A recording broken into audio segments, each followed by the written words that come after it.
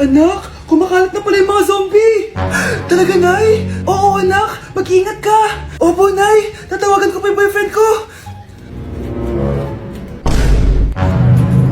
Ba't naging zombie ka, babe? Ayoko na mabuhay! Kagatin mo na lang ako, babe! Dito! Sino ka? Walang hiya ka, babe! Sabi mo ako lang kakainin mo! Mari, ano nangyayari sa'yo? Alam kong marami akong utang pero huwag mo akong kakagatin! A few moments later. Nay, anong gagawin natin? Di ba yung mga zombie kapag kinagat tayo, magiging zombie din tayo? Opo, Nay! Paano kung tayo kumagat sa mga zombie? Magiging tao din sila! Talino mo talaga, Nay! Kagatin natin sila, anak! Sige po, Nay!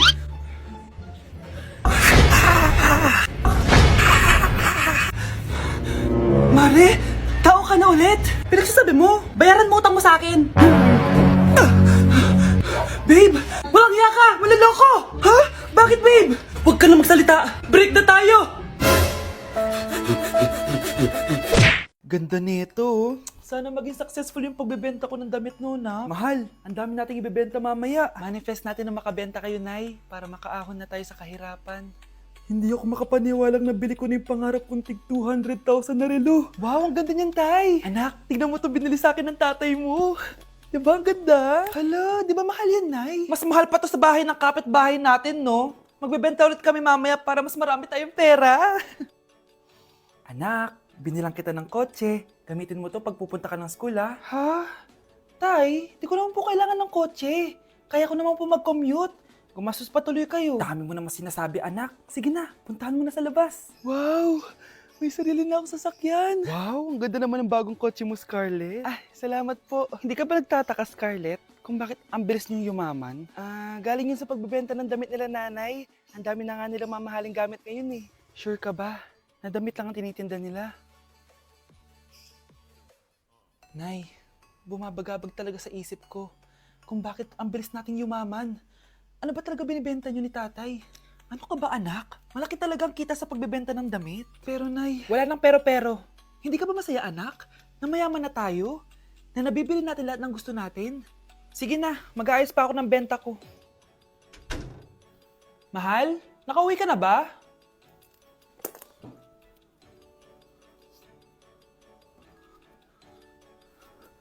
Ano ba talagang laman neto? Nagbebenta sila ng laman loob ng tao. Wow! Sobrang ganda, mahal! Buti naman nagustuhan mo, mahal. Nga pala, kinuha ko na yung laman loob ng kapitbahay natin. Si Rosa?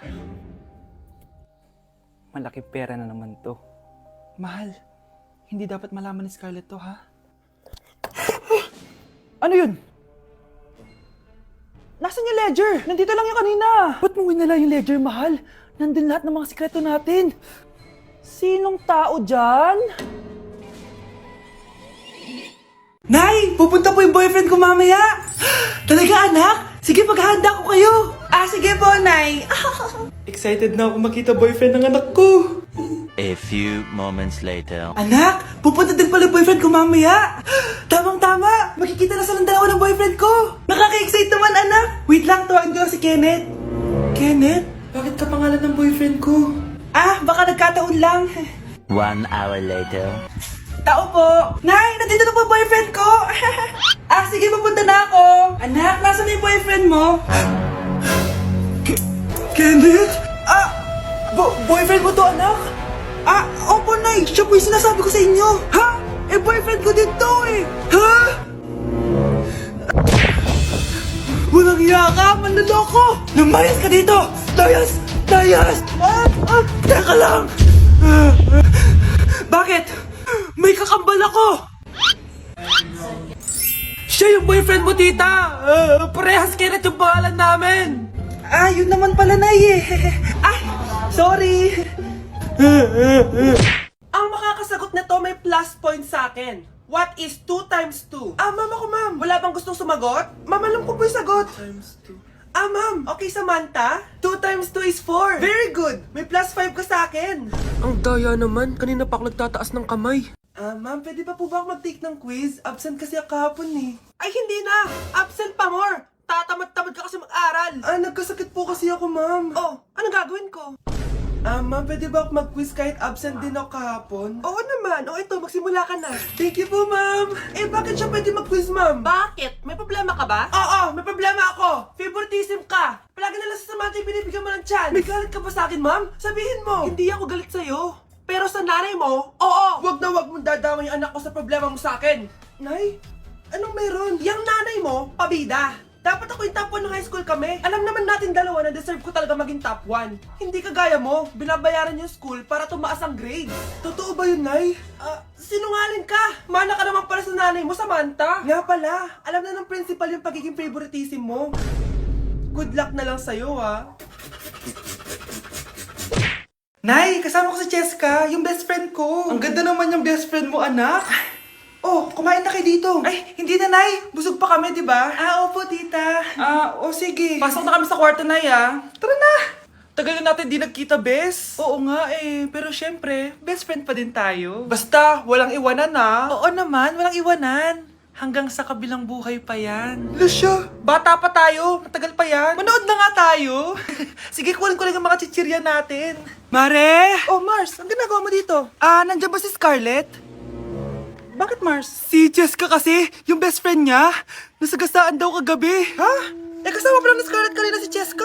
Oo nga. Manonood nga kami ngayon ng movie sa kwarto Scarlett, maniwala ka. Nakalamay na siya ngayon. Di magandang biro yan, tita, Sige na, ipasok na ako. Oh, eto. Picture ng lamay niya.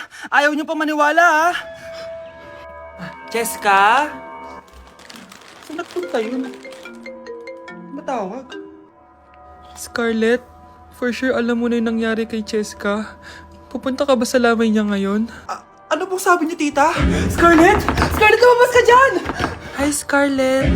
Tara, nood na tayo ng movie. Cheska? Di ba walang iwanan? Sumama ka na sa akin. Kaya hindi umuunlad ang Pilipinas dahil kinukurakot nyo. Mahiya naman kayo! Don't stop shaming them. Deserve nila yan. Mainit ang mata sa atin ng mga tao. Kaya siguraduhin nyo na magmumukha tayong malinis, ha? Dad! Alam na nilang lahat! Nadidepress na ako! Binabash nila ako sa social media. Tapos kanina sa school, binubuli nila ako. Nasisira image ko. Ayusin mo to, Dad! Gumagawa na ako ng paraan, anak. Pero sa ngayon, kailangan ko muna kayo palipad sa Amerika para safe kayo. Okay, Dad. I'm calm. Bigyan mo ako ng 10 million pang shopping ko doon, ha? May mga mag-iimbestiga dito. Kaya lahat ng mga luxury cars namin, itago nyo muna. Hindi nila pwede makita yung mga yun. Base sa report na binigay sa akin, may ghost project daw kayo. Totoo ba yun? Wow! It's a yes or no question. Bakit di ka makasagot? Your Honor, kakusapin ko po muna yung lawyer ko. Ang kakapal nyo. Halata naman sa mga kilos nyo na guilty kayo. Kamusta na kaya sila, Mom and Dad? Sana okay lang sila. Nawala sa garahe ang 10 sa 12 luxury cars. Pati mga sasakyan tumakas na. Hindi kami papayag na hindi kayo mananagot. Hindi kami mananahimik sa issue na to. Anak? Oh, Nay. Gising ka pa? May ibibigay lang ako sa'yo. Oh, eto. Good luck to, ha? Dreamcatcher to, Nay, Oo, anak. Ang sabi nila, magsabi ka lang ng wish mo dyan, matutupad. Malay mo naman, di ba? Thank you, Nay. Dreamcatcher. Matry nga to. Sana maging top 1 ako sa klase namin. Anak! Congrats! Bakit po, Nay? Ikaw daw ang top 1 sa klase nyo! Totoo ba, Nay? Totoo nga to.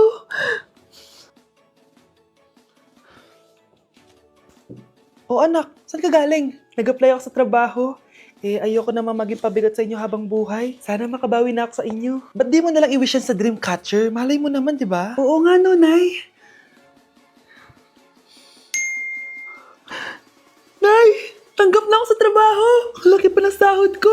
O, di ba? Sabi ko naman sa'yo, anak Deserve mo yan! Nay, sa wakas, makakabawi na rin ako sa inyo! Bes, alam mo, ang yaman mo na.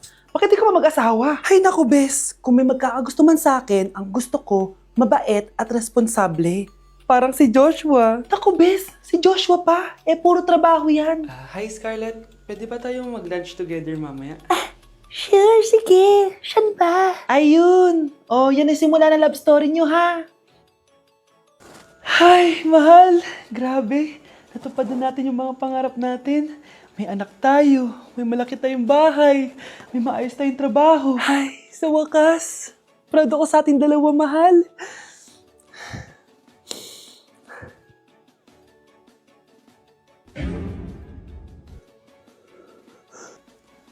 Mahal? Mare, nabalitaan mo na ba? Ang alin, Mare? May magnanakaw sa barangay natin! Grabe na talaga panahon ngayon! Nakakatakot na! Mare, pwede ba akong makiinom sa inyo? Sige, Mare. Pasok ka. Sige, Mare. A few moments later. Mare, akit muna ako, ha? Mukhang mabebenta ko to ng mahal ah. Hay! Ano ginagawa mo? Nagnanakaw ka ba? Wala ka nakita, ha? Pag sinabi mo to sa nanay mo, sasaktan kita! Mare, tapos ka na ba? Oo, Mare. Uuwi na ako. Teka lang, Mare. Ba't ka nagmamadali? Kailangan ko na talaga umuwi, Mare. Sige na. Akala mo mapapalagpasan ko lahat ng mga ginawa mo? Anong pinagsasasabi mo, Mare? Magnanakaw ka. Hindi totoo yan! Kanina ka pa naka-live. Kitang-kita nila lahat ng ginawa mo. Alisin mo nga yan! Sa wakas, nahuli ka na namin. Ngayon, kailangan mo na maparusahan. Parusa? Sige na! Huriin niyo na yan! Sumama ka na sa amin! Nay, alis na ako. Anak, nagtoothbrush ka ba? Parang medyo may amoy. Ha? Oo nga, pero nagtoothbrush naman ako, Nay. Sigurado ka bang hindi fake yung nabili mong toothpaste? Di ko alam na eh. Nay, nakauwi na ako. Oh, anak, anong nangyari dyan sa mukha mo? Nagre-rejuve ka ba? Ha? Ha? Na-sunburn ako, Nay! Naglagay naman ako ng sunscreen eh. Anong nangyari sa mukha ko? Ayak ka na naman eh. Sigurado ka bang hindi fake yung nabili mong sunscreen, ha? Di ko alam kung totoo yun, pero mura lang kasi yun eh. Bakit parang puro fake na lang nabibili ko?